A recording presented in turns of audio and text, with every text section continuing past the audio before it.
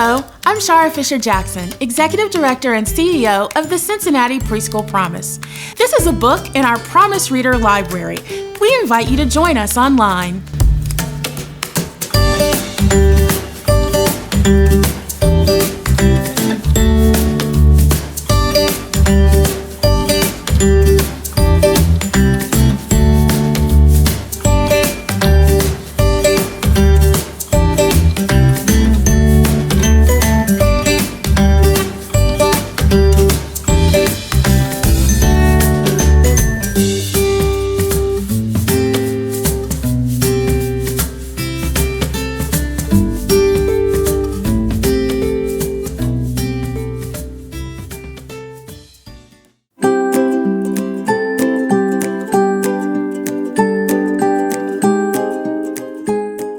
Good morning, boys and girls. How are you today? I'm going to read you a story, and it's called I Have the Sun, You Have the Moon. And guess what?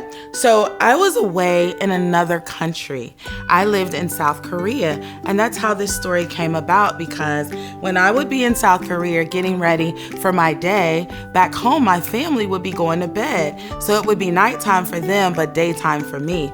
So this story is going to tell you a little bit about my trip there and how day and night can exist at the same time.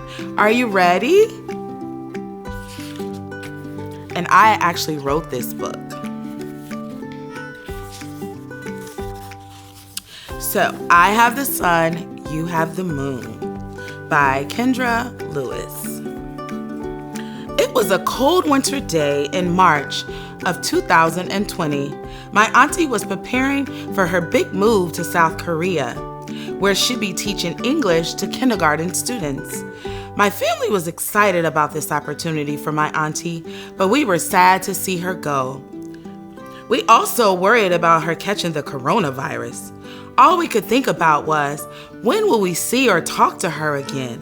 This was all becoming too much for our 6-year-old brains to understand. Why does auntie have to go all the way to South Korea to teach? Couldn't she teach here? There are lots of schools that would love to have my auntie teach their kindergartners. We wanted auntie to stay more than anything, but we also wanted her to pursue her dreams. We didn't want to be selfish. Auntie was always giving back to us. The least we could do was be happy for her, but it was hard. Oh, have you ever had someone to leave and go away from you? How did that make you feel? It was 4 o'clock and still dark outside when we were loading all of Auntie's suitcases in the car. Nug and I were still half asleep. The ride to the airport seemed like forever. We finally arrived. Now we had to unload all of her suitcases, which was torture. The worst part was saying goodbye.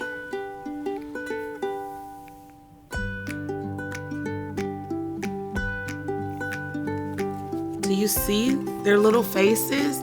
Are they happy or sad?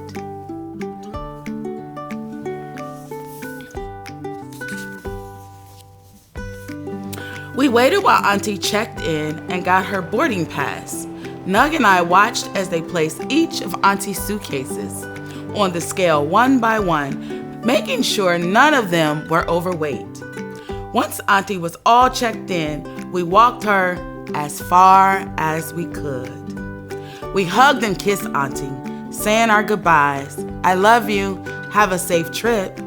As tears started to form in our eyes, Nug and I waved and watched Auntie as she walked away. We stood there until we could see her no more. We missed her already. What would life be like without Auntie living near us like she always had? The pain was unbearable, but we were excited for Auntie and her new adventure. South Korea was very lucky. Do you notice where they are? Yes, at the airport. Although only 3 days had passed, it seemed like months. Nug and I were in my room where we heard that distinctive Facebook Messenger ring. My mom answered. Nug and I were standing there wondering, could it be Auntie? Do you think it was her? Well, let's find out and see. It was her, said Nug. We rushed to my mom's room, jumping with excitement. We were finally able to talk to Auntie, but only for a second.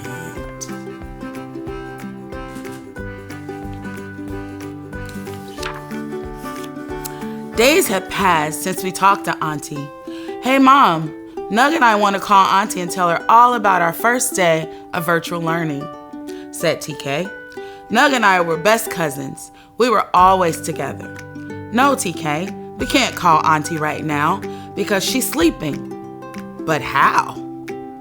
It's daytime and she has school. TK, when we're getting ready for work and school, Auntie is preparing for bed. Huh? I was so confused, and so was Nug. We just looked at each other, and at the same time, we both asked, how could this be? How can it be nighttime in Korea, but daytime in the U.S.? Asked TK.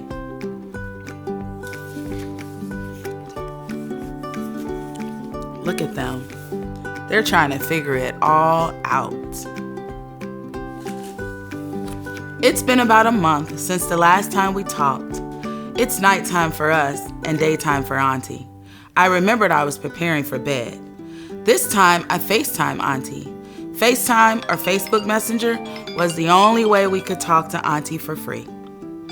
The phone rang a couple of times before Auntie answered. Hey TK. Hi Auntie. Auntie replies with a couple of questions at once. How are you? How's school going? Good? Auntie then asked, where's Nug? She went home today. I was still trying to figure this night and day thing out, so I asked, Auntie, you have the sun? Huh? What do you mean? She asked. Is it daytime there? You have the sun and we have the moon. Yes, she said. But how?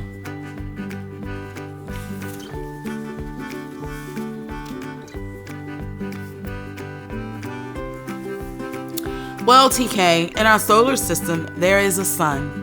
The sun sits in the center, and the 8 planets are placed around it. Earth is where we live. It's the 3rd planet from the sun. Earth orbits the sun, and the moon rotates around Earth, causing day and night. This is how some parts of the world will experience a day like Korea and a night like the US, but at the same time. This is why you're getting ready for bed. That's right, TK. I have the sun and you have the moon. But when are you coming back to Earth?